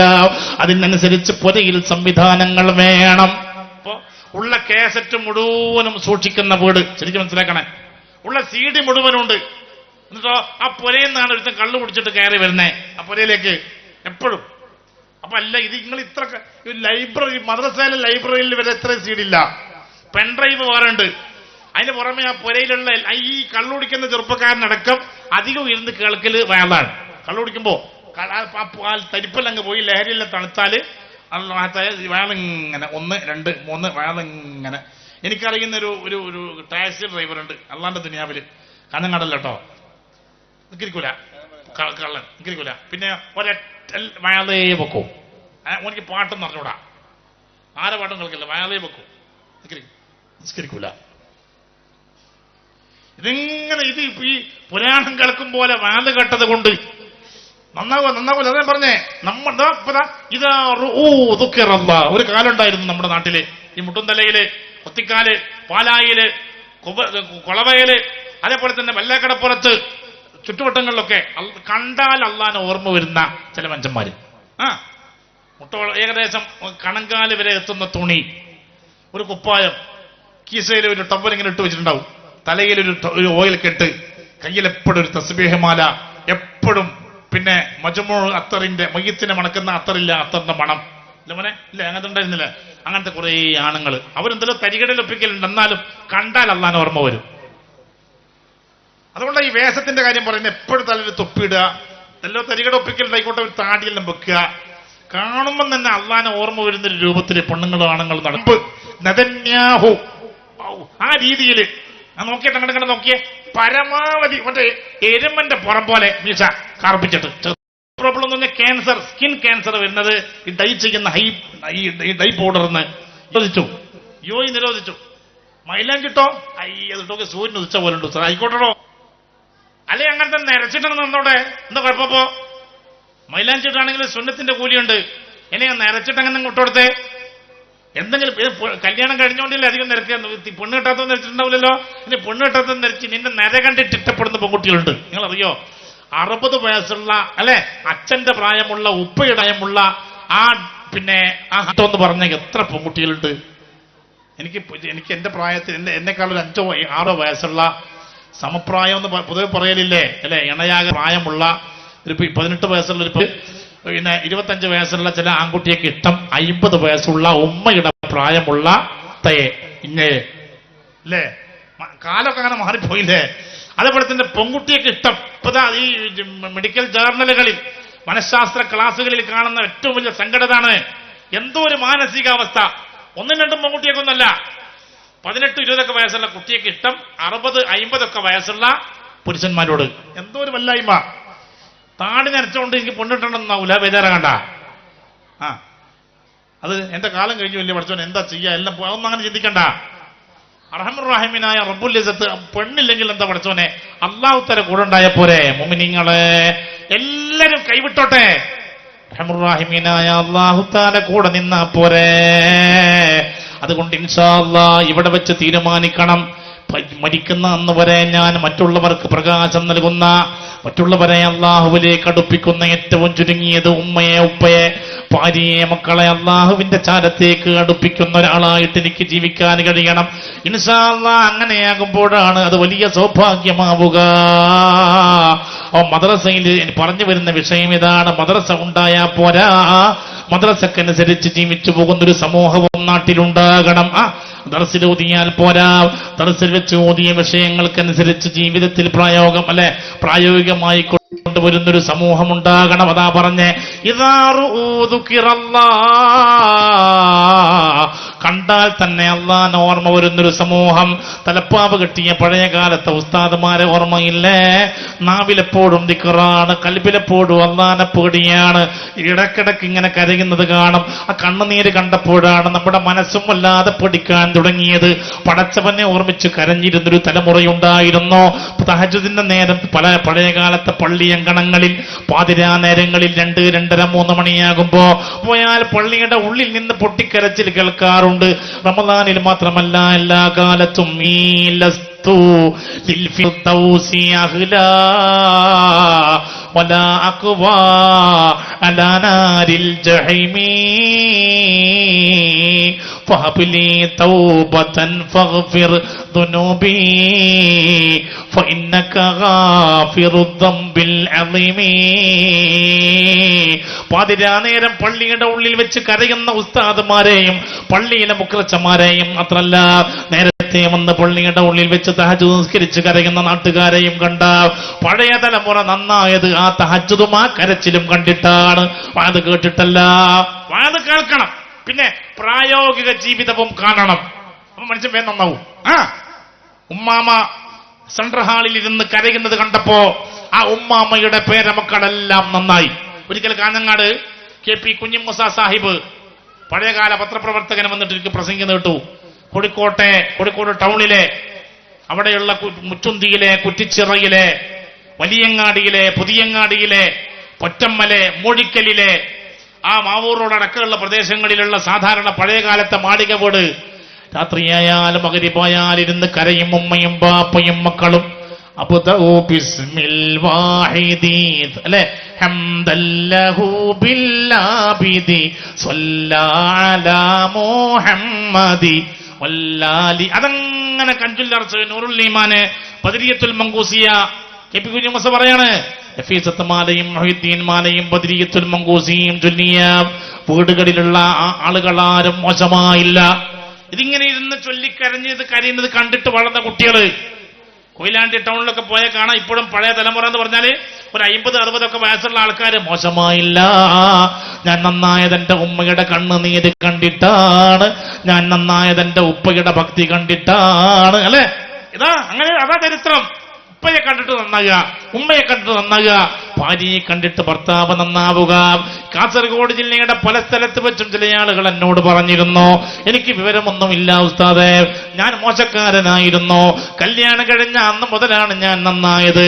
എന്റെ ഭാര്യ നല്ല ദീനിയാണ്, അവൾ നന്നായിട്ട് മതവിദ്യാഭ്യാസം പഠിച്ചിട്ടുണ്ട്, അവളാണ് ജനാബത്ത് കുളിയുടെ നിയ്യത്ത് എനിക്ക് പഠിപ്പിച്ചു തന്നത്, അവളാണ് വുളൂ ചെയ്യേണ്ടത് എങ്ങനെ പഠിപ്പിച്ചത്, അവളെ കൊണ്ടാണ് ഞാൻ നിസ്കരിക്കാൻ പഠിച്ചത്. ഭാര്യയെ കൊണ്ട് നന്നായ ഭർത്താക്കളെ കൊണ്ട് നന്നായ ഭാര്യ. ചരിത്രം മുഴുവനും ഖുർആൻ, പരിശുദ്ധ ഖുർആൻ 6666 ആയത്ത് ഒരു ഗ്രന്ഥത്തിൽ എഴുതിയിട്ട് സ്വഹാബത്തിന്റെ കയ്യിലേക്ക് ലൻ തളില്ലൂ മാ തമസ്സക്തും ബിഹിമാ കിതാബുല്ലാഹി വസുന്നതി റസൂലിഹി. 6666 ആയത്ത് ജീവിതത്തിൽ പ്രയോഗവൽക്കരിച്ച സ്വഹാബത്ത് താബിഈങ്ങൾക്ക് പറഞ്ഞു കൊടുത്തു. പിന്നെ ഹാഫിളീങ്ങളായ ഖുർആൻ മനപ്പാഠമുള്ള സ്വഹാബത്ത് യുദ്ധക്കളങ്ങളിൽ മരിച്ചു തുടങ്ങിയപ്പോ അത് എഴുതാനുള്ള ഓർഡർ ഉണ്ടായി. ഉസ്മാൻ ഇബ്നു അഫ്ഫാൻ റളിയല്ലാഹുവിന്റെ കാലത്ത് ഗ്രന്ഥരൂപത്തിൽ പുറത്തിറങ്ങാൻ തുടങ്ങി. ആലോചിച്ചോണം. അതുപോലെ എന്താ ഉണ്ടായെന്നറിയോ? ഖുർആൻ അനുസരിച്ച് ജീവിക്കുന്നൊരു തലമുറ അടുത്ത തലമുറക്ക് കൈമാറി. ശരിക്കും പറഞ്ഞാൽ Islam face to face mouth to mouth, ഒരാളിൽ നിന്ന് വേറൊരാളിലേക്ക്, അയാളിൽ നിന്ന് വേറൊരാളിലേക്ക്. കേരളത്തിലേക്ക് വന്ന മാലിക് ദിനാർ റളിയല്ലാഹു അൻഹു ഇവിടത്തേക്ക് കൊണ്ടുവന്നത് കുറെ മുസ്ഹഫുകളല്ല. 12 ആളുകൾ കേരളത്തിൽ വന്നപ്പോൾ കൊണ്ടുവന്നത് 12 മുസ്ഹഫല്ല. കൊണ്ടുവന്നു എന്ന് ചരിത്രത്തിൽ കാണുന്നില്ല. കൊണ്ടുവന്നത് 12 മാർബിൾ കല്ലുകളാ. പക്ഷേ വന്ന 12 ആളുകൾ ഇസ്ലാമികമായ ഖുർആനിന്റെ 6666 ആയത്തുകളെ ജീവിതത്തിൽ പ്രയോഗവൽക്കരിച്ച മഹാന്മാരാ. എ മുതൽ Z വരെ ഇസ്ലാമിക 12 പേരുടെ ജീവിതത്തിൽ ഉണ്ടായിരുന്നു. ആ 12 ആളുടെ ജീവിതത്തിൽ നിന്നാണ് ഇവിടെയുള്ള ജനങ്ങൾ ഇസ്ലാമികമായ ആദർശം പഠിച്ചത്. പഠിച്ചവരിൽ നിന്ന് പഠിച്ചു, പകർത്തിയെടുത്തവരിൽ നിന്ന് പകർത്തിയെടുത്തു. ഫേസ് ടു ഫേസ് എന്ന് മലയാളില്ലേ, നെറ്റ്വർക്ക് എന്നൊക്കെ നബി സല്ലല്ലാഹു അലൈഹി വസല്ലം തങ്ങളിൽ നിന്ന് നമ്മിൽ എത്തിച്ചേർന്നത് അങ്ങനെയാ. ഇൻഷാ അല്ലാഹ് ബാപ്പയെ കണ്ടിട്ട് മകൻ നന്നായി, ഉമ്മയെ കണ്ടിട്ട് മക്കൾ നന്നായി, മാതാപിതാക്കളിൽ നിന്ന് മക്കൾ പ്രകാശത്തെ ഊർജിച്ചെടുത്തു. ചരിത്രത്തിന്റെ ഇന്നലെകളിൽ എങ്ങനെയാണ് ഈ ദീനുണ്ടായത്? അതുകൊണ്ട് ഈ വേദ കേൾക്കുന്ന എന്റെ യുവാക്കളെ, യുവതികളെ, നാളത്തെ തലമുറക്ക് വേണ്ടി നമ്മൾ ഇന്ന് നന്നാവുക. ഉറപ്പാ. ഒന്ന് അരക്ലാസെല്ലാം കുടിച്ച് ഇങ്ങനെ പൂസായിട്ട്, ഇന്ന് ഞാനിപ്പോ ഇങ്ങോട്ട് വരുമ്പോ എന്റെ കമ്പാർട്ട്മെന്റിൽ ഒരുത്തൻ ഇങ്ങനെ പൂസായിട്ടിരിക്കുകയാണ്. വരുന്ന ആൾക്കാരോടൊക്കെ എന്തൊക്കെയോ അടിച്ചു കൊടുക്കുക, സംസാരിച്ചു കൊടുക്കുന്നുണ്ട്. മനസ്സിൽ ഒരു പെണ്ണുങ്ങൾ വന്നിരുന്ന പറഞ്ഞു, മീൻ വേണോ? ഇവന്റെ കയ്യിൽ മീനൊന്നുമില്ല, ലഹരിയിലുള്ള നല്ല മീനുണ്ട്, വേണോ? ആ പെണ്ണുങ്ങൾ ഇങ്ങനെ ചിരിച്ചോണ്ട് പറഞ്ഞു വേണ്ട. ഒരു ഭാര്യയും ഭർത്താവും കയറിയിരുന്നു. അപ്പൊ ഭർത്താവോട് ചോദിക്കുകയാണ്, ഇത് ഇങ്ങനത്തെ പെങ്ങളാണോ? അല്ല, എന്റെ ഭാര്യയാണ്. എന്താ പെങ്ങളെ കെട്ടിക്കൂടെ? പെങ്ങളാണോ? പിന്നെ പെങ്ങളാണോ? ലെവലില്ല. ഏകദേശം കണ്ണൂരിൽ നിന്ന് തുടങ്ങിയ ലെവലില്ലായ്മ കാഞ്ഞങ്ങാടെത്തുമ്പോഴത്തേക്ക് ലെവലായി വന്നു. ലഹരി പോയി ലെവലായി വന്നു. അപ്പോൾ എനിക്ക് തോന്നുന്നു അപ്പോഴവനെ ഞാൻ ട്രെയിനിലുള്ള എന്നുള്ള ബോധം വന്നതിന് അപ്പോഴാണ് സംശയമുണ്ട്. താഴെ പോയി വീഴാഞ്ഞ എന്തോ എന്റെ ഭാഗ്യം. പറഞ്ഞു വരുന്നതല്ലേ, ഇങ്ങനെ എത്രയോ മനുഷ്യന്മാർ. ആ വെള്ളം എന്ന് പറഞ്ഞേക്കാം. ഓ, ഇതിന്റെ മോള് ഭയങ്കര ഉറൂസാണല്ലോ പഠിച്ചോനെ.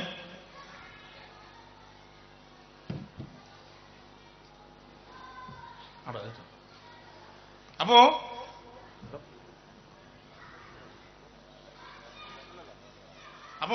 മുഅ്മിനീങ്ങളെ ആലോചിച്ചോണം, നമ്മൾ എപ്പോഴും ഓർമ്മിക്കണം, നമ്മുടെ അരക്ലാസ് കുടിച്ചാലില്ലേ, ഇതാ ഈ കുടിയന്മാര് ദുനിയാവിലുണ്ട്, എല്ലാ സ്ഥലത്തും ഉണ്ട്. കുടിച്ചാ അത് കണ്ടിട്ട് കുടിക്കാൻ ഏതെങ്കിലും ഒരാളുണ്ടാവും.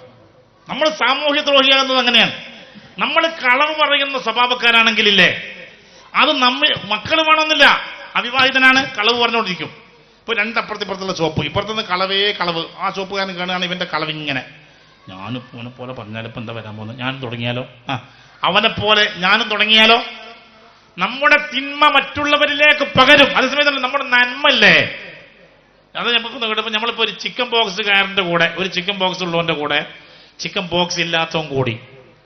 എന്നാൽ ഈ ചിക്കൻ ബോക്സ് ഇല്ലാത്തവന്റെ ആരോഗ്യം ചിക്കൻ ബോക്സ് ഉള്ളവന്റെ മേത്തേക്ക് അങ്ങോട്ട് പകരൂല. ഓന്റെ ചിക്കൻ ബോക്സ് ഇങ്ങോട്ട് പകരും. ഇങ്ങോട്ട് നോക്കേ, അങ്ങനെ ഉണ്ടാകുക. കളവ് പറയുന്നവന്റെ കറവ് പറയാത്തവനിലേക്ക് പകരും. വ്യഭിചരിക്കുന്നവന്റെ, ഇപ്പൊ ഈ വ്യഭിചാരം വലിയൊരു ആഘോഷമായി കൊണ്ടു നടക്കുന്ന ചില ആൾക്കാരുണ്ട്. ദയവ് ചെയ്ത് കൂടരുത്. എനിക്ക് ഏറ്റവും വലിയ സങ്കടം ഈ 30 വയസ്സിൽ താഴെയുള്ള കുട്ടികളുടെ കാര്യത്തിലല്ല. 30-ന്റെ 50-ന്റെ ഇടയിൽ വയസ്സുള്ള ഒരു ടീമുണ്ട്. ഇടക്കിടക്ക് ഇങ്ങനെ വ്യഭിചരിക്കുക, അത് മറ്റുള്ളവരോട് പറഞ്ഞു കൊടുക്കുക, അതിന്റെ സുഖവും അതിന്റെ എനിക്ക് ഏറ്റവും ഭയമുള്ളൊരു ടീം അതാണ്.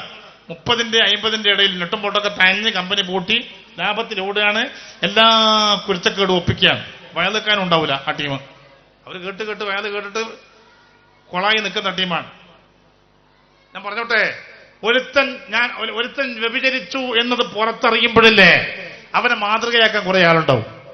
ഒരു പെണ്ണ് ഇപ്പൊ നോക്കിയിട്ട് പലപ്പോഴും ചില നാടുകളിൽ പെണ്ണുങ്ങൾ മോശമാകുന്ന എങ്ങനെയെന്നറിയാം. ഒരു പെണ്ണ് മോശമായാൽ മതി, ഓളിങ്ങനെ വയലേക്കാൻ വന്നിരുന്ന വയലേക്കല്ല ചെയ്യുക. ഓളിങ്ങനെ ഞാൻ അങ്ങ് പോയിരുന്നു, ഇവിടെ പോയിരുന്നു, എനിക്ക് പിന്നെ അയാളുമായിട്ട് വലിയ ബന്ധാണ്, ഇയാളുമായിട്ട് വലിയ ബന്ധാണ്. എന്തിനാ പറയുന്നത്? നിങ്ങളുടെ ഒരു ഉദാഹരണം പറയാം. ചില നാട്ടിലെ അറിയപ്പെട്ട ചില വ്യക്തികളെ സ്വാധീനിക്കുന്ന പെണ്ണുങ്ങളില്ലേ, ഇല്ലേ? നാട്ടിലെ അറിയപ്പെട്ട ചില തസ്തികകളിൽ ഇരിക്കുന്ന ആളുകൾ, ഇങ്ങോട്ടൊക്കെ നാട്ടിലെ അറിയപ്പെട്ട ഔദ്യോഗിക തലങ്ങളിൽ, ഗവൺമെന്റ് തലങ്ങളിൽ ഇരിക്കുന്ന ചില ആദരണീയ വ്യക്തികളെ പോയി സ്വാധീനിക്കുക പെണ്ണുങ്ങള്. നാട്ടിലുണ്ട്, എനിക്ക് ആ സാറുമായിട്ട് വലിയ ബന്ധാണ്, ഈ സാറുമായിട്ട്. നീ ഭയങ്കരാണല്ലോ, നീ സ്കൂളിൽ 3ാം ക്ലാസ്സിൽ 3 കൊല്ലം തോറ്റ, നീ അങ്ങനെ ആ സാറുമായിട്ട് ബന്ധായ. ചില ഷോപ്പുമായിട്ട്, തമാശ പറയല്ലതാ, ചില ഷോപ്പുമായിട്ട്, എനിക്ക് ആ ഷോപ്പിലെ അയാളുമായിട്ട് വലിയ ബന്ധാണ്, ഈ ഷോപ്പുമായിട്ട്. ഇതിനൊക്കെ ഇവക്ക് തോന്നുന്നു ഞാൻ അങ്ങനെ തുടങ്ങിയാലോ ഓളെപ്പോലെ ഭംഗി എനിക്കില്ലേ ഇവളും തുടങ്ങി. ഇങ്ങനെ തോന്നിവാസങ്ങൾ ഓരോന്നും ഇപ്പോ ചില സ്ത്രീകളുണ്ട്, ചില വലിയ കടകളിൽ കയറിപ്പോയി ധൈര്യത്തിൽ ഉള്ളിൽ കയറി നേരെ പോയി ആ കടയിലെ മുതലാളിയെ പോയി കണ്ട് അരമണിക്കൂർ 3/4 മണിക്കൂർ നേരം മുതലാളിയോട് ഇങ്ങനെ അങ്ങനെ കൈയോടിലൊക്കെ സംസാരിക്കുമ്പോൾ ഇപ്പുറത്തെ അവളെ കൂടെ പോയി പെണ്ണ് ഇവള് ഭയങ്കര തന്നെ പഠിച്ചോനെ പുലിയാണ് ഇവള്. മെല്ലെ മെല്ലെ മറ്റാ കാണുന്ന പെണ്ണും ഒരു പുലിയാകാനുള്ള ശ്രമം തുടങ്ങാണ്. അതാ ഞാൻ പറഞ്ഞേ, തെറ്റ് ചെയ്യുന്നവരെ കാണുമ്പോഴാണ് ഓരോരുത്തരും തെറ്റ് ക്ഷീണിക്കുക. അതുകൊണ്ടാണ് 1400 കൊല്ലം മുമ്പ് സയ്യിദുനാ മുഹമ്മദ് മുസ്തഫ ലാ തുസ്വാഹിബ് ഇല്ലാ മുഅ്മിനാ, നീ ഒരു മുഅ്മിനിനോടല്ലാതെ ബന്ധപ്പെടല്ലേ റസൂലുള്ളാഹി. ഇപ്പോഴും നല്ല ആളുമായിട്ട് സമ്പർക്കം പുലർത്തുക. പിന്നെ തെറ്റ് ചെയ്യുന്ന ആളുകൾ പരമാവധി ആ തെറ്റ് രഹസ്യമാക്കി വെച്ച് ചെയ്ത തെറ്റ് അവിടെ വെച്ച് അള്ളാഹിനോട് പൊരുത്തപ്പെടിച്ച് ആർന്നങ്ങോട്ട് പരസ്യമായി തെറ്റ് ചെയ്ത് തെറ്റിലേക്ക് ആളുകളെ ക്ഷണിച്ച് ശൈത്വാന്റെ പിൻഗാമിയാകുന്ന സ്വഭാവം ഉണ്ടായാലില്ലേ, അത് സ്വന്തം തെറ്റ് ചെയ്യുന്നത് മാത്രമല്ല വേറെ ആളുകളെ തെറ്റിലേക്ക് വലിച്ചെടുക്കുന്ന ഒരു അവസ്ഥ വരുമ്പോ ചെയ്യുന്ന തെറ്റുകൾക്കനുസരിച്ച് 10 മടങ്ങാണ് അള്ളാഹുവിന്റെ ശിക്ഷ വരിക. അള്ളാഹു താല നമ്മളെയൊക്കെ കാക്കുമാറാകട്ടെ. നമുക്കാണെങ്കിൽ അള്ളാന്റെ ഭാഗത്ത് നിന്ന് വരുന്ന ഒരതാപ് നേരിടാൻ കഴിയോ? ഒരു പല്ലുവേദന സഹിക്കാൻ കഴിയില്ല, ഒരു കാല് കടച്ചിൽ താങ്ങാൻ കഴിയില്ല. നബി ഇബാദി അന്നീ അനൽ ഗഫൂറുർ റഹീം വഅന്ന അദാബി ഹുവൽ അദാബുൽ അലീം. എന്റെ ശിക്ഷ വേദനാജനകമാണ്. നമുക്ക് പടച്ചറപ്പിൽ നിന്ന് വരുന്നൊരു ശിക്ഷയും സഹിക്കാൻ കഴിയില്ല. അഭികാമ്യമായതും അനുപേക്ഷണീയമായതും അനുയോജ്യമായതും നന്മയുടെ വഴിത്താരയിലേക്ക് 2 കാല് വെച്ച് നടന്നു പോകലാണ്. ഇൻഷാ അല്ലാഹ് ആദ്യം ഒരു ബുദ്ധിമുട്ട് തോന്നും, ഒരു ശ്വാസം മുട്ട് പോലെ. പക്ഷെ മെല്ലെ മെല്ലെ നമ്മളങ്ങ് മുമ്പോട്ട് പോകാൻ തുടങ്ങിയാൽ ഇൻഷാ അല്ലാഹ് പടച്ചവന്റെ സഹായം മമയ്യത്തഖില്ലാഹ യജ്അൽ ലഹു മിൻ അംരിഹി യുസ്റാ. തഖ്വയുടെ വഴിയിലേക്ക് പ്രവേശിച്ച് നാം അങ്ങ് നടക്കാൻ തുടങ്ങുമ്പോ കാര്യങ്ങളെല്ലാം അല്ലാഹു തആല എളുപ്പമാക്കി തരാൻ തുടങ്ങും. ഹറാമൊന്നുമില്ലാതെ അങ്ങനെ ഇപ്പോ എന്നോടൊരു എന്താ പറയുക ഇൻസ്ട്രക്ഷൻ വർക്ക് ചെയ്യുന്ന ഒരു ഹസൈനാറുണ്ട് നമ്മുടെ ഈ കണ്ണൂർ ഈ പിന്നെ പയ്യന്നൂരിന്റെയും പ്രവേശിച്ചപ്പോ ഇപ്പൊ നല്ല എളുപ്പമാണ്. പണിക്കാർ കൃത്യമായിട്ട് വരും, കൃത്യമായിട്ട് പണിയെടുക്കും, സാമ്പത്തിക ലോസ് ഒന്നുമില്ല, നട്ടില്ല ലാഭം. അള്ളാന്റെ വഴിയിലേക്ക് പ്രവേശിച്ച സഹോദരിമാര് പറയലുണ്ട്, തോന്നിവാസലിത്തങ്ങളുമായി തന്റെ ശരീരത്തിന്റെ ചന്തവും ലാവണ്യവും ഭംഗിയും അഴകും കണ്ട അന്യപുരുഷന്മാർക്ക് പ്രദർശിപ്പിച്ച് തോന്നിവാസം ചെയ്ത് ജീവിച്ചു പോയൊരു കാലത്ത് എല്ലാ പരാജയോ രോഗങ്ങൾ മാറിയിരുന്നില്ല, കടം വീടി തീർന്നിരുന്നില്ല, കടകളും പരിഹരിച്ചിരുന്നില്ല. മടങ്ങി വന്നപ്പോ കടങ്ങളില്ല, തങ്ങളില്ല, കട്ടപ്പാടുകളില്ല, പോയ വഴിയിലെല്ലാം ഇപ്പോൾ അല്ലാഹുവിന്റെ സഹായങ്ങളാൽ ജീവിതത്തിൽ വല്ലാത്ത റാഹത്താണ്. ഇങ്ങനെ പറയുന്ന എത്രയോ പെണ്ണുങ്ങൾ കാഞ്ഞങ്ങാടുണ്ട്. ഒരുപാട് ഖുർആൻ ക്ലാസ്സുകളിലൂടെ സഞ്ചരിക്കുന്നവരല്ലേ നമ്മളൊക്കെ. ഇപ്പൊ കട്ടപ്പാട് മുഴുവനും തുറന്നു. അങ്ങനെയാകണം നമ്മൾ. ഞാൻ ചുരുക്കുകയാണ്. അതുകൊണ്ട് ഉദ്ഘാടനം ചെയ്യപ്പെട്ട മദ്രസയിൽ നിന്ന് വിളംബരം ചെയ്യുന്ന ഇസ്ലാമിക മൂല്യങ്ങൾക്ക് പ്രായോഗികത നൽകുന്ന കുടുംബങ്ങളായി മദ്രസ ഉണ്ടായാൽ പോരാ, നമ്മുടെ വീടും മദ്രസ പോലെ നിഷ്കളങ്കവും മനോഹരവുമാകണം നമ്മുടെ വീട്. അതെല്ലാ കുരുത്തക്കേടും. ഇപ്പൊ നോക്കിയിട്ട് ഒരു 4 കുട്ടികളുണ്ടെങ്കിൽ 4ന്റെ കയ്യിലും ഐഫോണ്.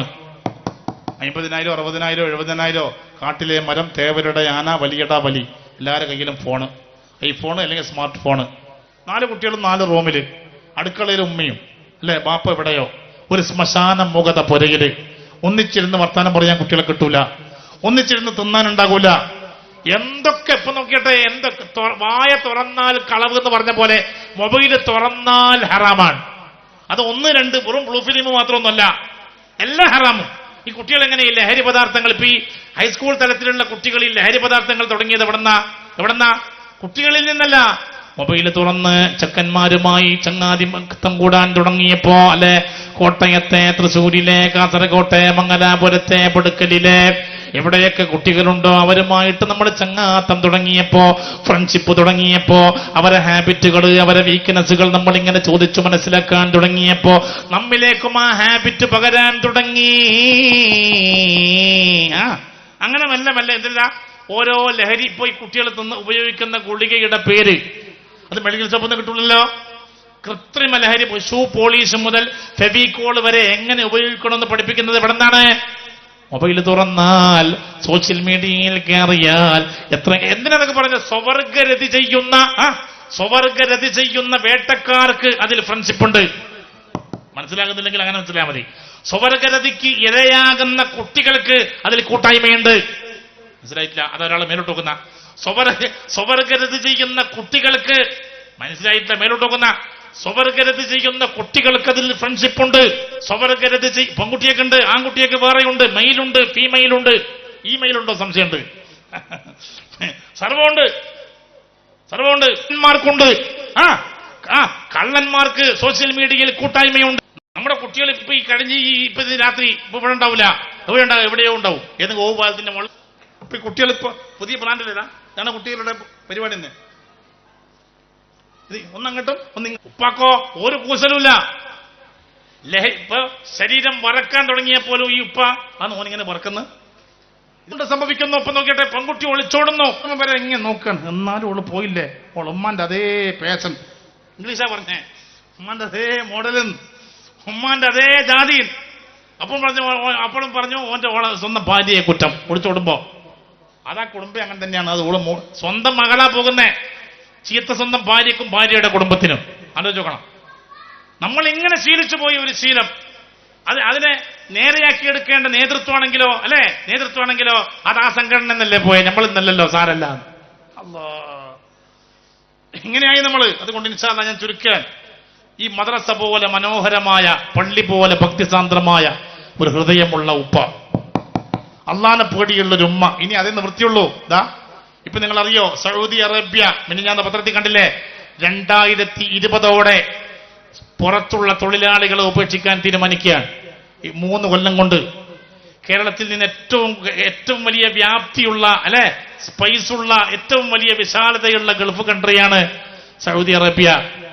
ഏറ്റവും കൂടുതൽ കേരളത്തിൽ നിന്ന് പ്രവാസികളുള്ളത് എവിടെയാണ്? മടങ്ങി വരാൻ തുടങ്ങിയാൽ. സൗദി ഒരു തീരുമാനമെടുത്താൽ UAE കാര്യം നമുക്കറിയാലോ. സൗദി എന്ത് തീരുമാനിക്കുന്നു അതിന്റെ പിറകെ നിൽക്കും UAE. ശരിക്കും മനസ്സിലാക്കണം. ഓടാനൊരു ഇന്നോവയും തിന്നാൻ കീശയിൽ കുറച്ച് പൈസ ഉണ്ടാകുന്ന ചില കുട്ടികളുണ്ട് നമ്മുടെ ഇടയിൽ. ഉള്ള കുരുത്തക്കേടും തമ്മാടിത്തവും അതിനനുസരിച്ച് ചില പെണ്ണുങ്ങളുണ്ട്. തീരെ പക്വതയില്ലാത്ത, അനിയന്ത്രിതമായ മനസ്സും അനിയന്ത്രിതമായ ശരീരമുള്ള ഒരുപാട് പെണ്ണുങ്ങളുണ്ട്. അള്ളാന്റെ പണിഷ്മെന്റ് ദാരിദ്ര്യമായി നമ്മുടെ ഇടയിലേക്ക് വരാൻ പോവുകയാണ്.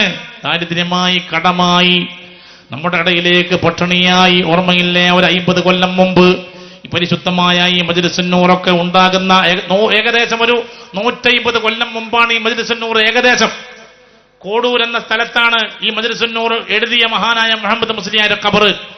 കോട്ടക്കലിന്റെയും ആ ഇടയിൽ കോഡൂർ എന്ന സ്ഥലത്ത് 100 കൊല്ലം പഴക്കമുള്ള കയ്യെഴുത്ത് പ്രതി കിട്ടിയിട്ടുണ്ട്.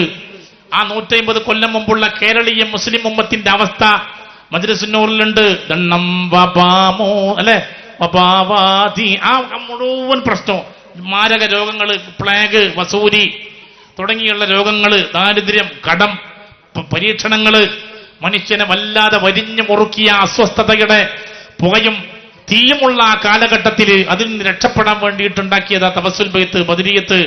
മുഅ്മിനീങ്ങളെ, ഇനിയും പടികടന്ന് വരാനിരിക്കുന്നത് അതേ ദാരിദ്ര്യം തന്നെയാണ്.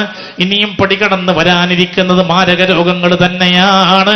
അതുകൊണ്ട് ഈ മനോഹരമായ കുത്തിക്കാലിൽ എന്റെ വാത് കേൾക്കുന്ന സ്ത്രീ പുരുഷന്മാരെ, അഭികാമ്യം റബ്ബിലേക്ക് മടങ്ങിപ്പോകല.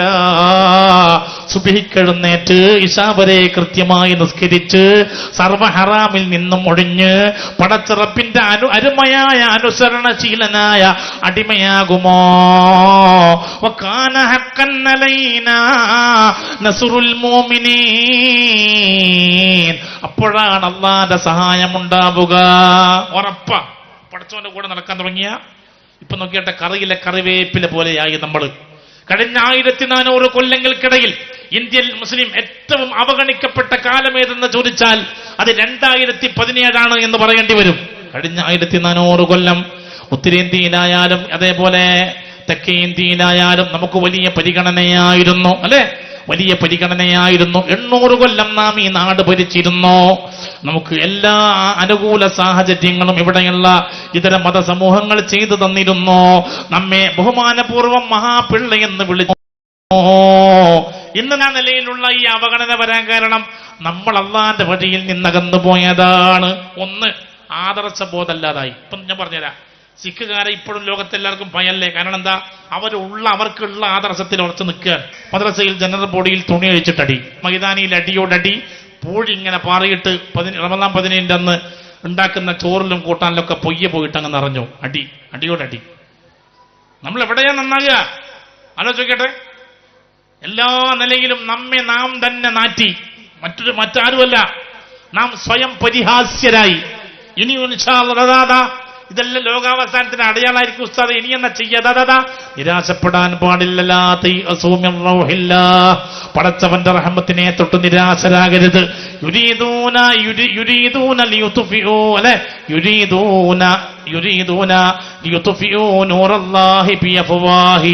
അള്ളാഹുവിന്റെ ദീനിനെ അവരെ വായ കൊണ്ട് ഊതിക്കെടുത്താൻ അവർ കരുതുന്നു. വല്ലാഹു മുതിമ്മു നൂരിഹി, പടച്ചറപ്പ് ദീനിന്റെ പ്രകാശത്തെ പൂർത്തിയാക്കുക തന്നെ ചെയ്യും. അള്ളാഹു താല പൂർത്തിയാക്കി തരും. ഈ ദീന് ഒരിക്കലും അവസാനിക്കുന്ന അന്ന് വരെ പൂർണ്ണ മുസ്ലിമായി ജീവിക്കാനുള്ള ചുറ്റുപാട് ഈ ലോകത്ത് അള്ളാഹു താല ഉണ്ടാക്കി തരും. അതുറപ്പാ. അതുകൊണ്ട് പടച്ച റബ്ബിന്റെ ഭൂമി, അള്ളാഹുവിന്റെ ആകാശം, അള്ളാഹുവിന്റെ വായുമണ്ഡലം, ഈ ഭൂമിയിൽ നിസ്കരിച്ചും ദിക്ർ ചൊല്ലിയും ഖുർആനോദിയും ഒരു നല്ല മുസ്ലിമായി എപ്പോഴും ചിന്തിക്കണം. അല്പൊരു ബുദ്ധിമുട്ടുണ്ടാവും. ആ ബുദ്ധിമുട്ട് തൃണവൽഗണിച്ച് അത് പ്രതിരോധിച്ചു നിർത്തി നന്നായിട്ടങ്ങ് മുമ്പോട്ട് പോയാൽ ഇൻഷാ അല്ലാഹ് ലാ ആതു ലിഇബാദിയ സ്വാലിഹീന, ഞാൻ എന്റെ അടിയാറുകൾക്ക് ഒരുക്കി വെച്ചിട്ടുണ്ട്. മാലാ ഐനുൻ റഅത് വലാ ഉദുനുൻ സമയത്ത് വലാ ഖതറ അലാ ഖൽബി ബശർ, ഒരു കണ്ണും കണ്ടിട്ടില്ലാത്ത, ഒരു ചെവിയും കേട്ടിട്ടില്ലാത്ത, ഒരു ഹൃദയം കൊണ്ടും ഉൾക്കൊള്ളാൻ കഴിയാത്ത സുന്ദരമായ സ്വർഗം ഇൻഷാ അല്ലാഹ് നമുക്കാണ്. മാത്രമല്ല ഈ ഭൂമിയിലെ മഹാന്മാരായ മലായികത്തുൽ കിറാമിന്റെ പൊരുത്തം നമ്മൾ എപ്പോഴും മനസ്സിലാക്കണം. യതആഖബൂന ഫീകും മലായികത്തും ബില്ലൈലി വമലായികത്തും ബിന്നഹാർ, ആകാശത്തിലെ മലായികത്ത് ഭൂമിയിലേക്ക് പകലിലും രാത്രിയിലും ഇറങ്ങി വരുന്നത് നമ്മെ കാണാനാണ്. അതെപ്പോഴും മനസ്സിലാക്കണം. മലായികത്തിന്റെ പൊരുത്തം, അള്ളാന്റെ പൊരുത്തം, ഇതൊക്കെ നമുക്കാണ്. അതുകൊണ്ട് ലളിതമായ അമലുകൾ ചെയ്ത് ഹറാമിൽ നിന്നൊഴിഞ്ഞ് ഒരു നല്ല മുഅ്മിനാകാൻ ഇവിടെ വെച്ച് തീരുമാനിക്കുക. സല്ലല്ലാഹു അലാ മുഹമ്മദ് സല്ലല്ലാഹു അലൈഹി വസല്ലം. ചൊല്ലേ, സല്ലല്ലാഹു അലാ മുഹമ്മദ് സല്ലല്ലാഹു അലൈഹി വസല്ലം.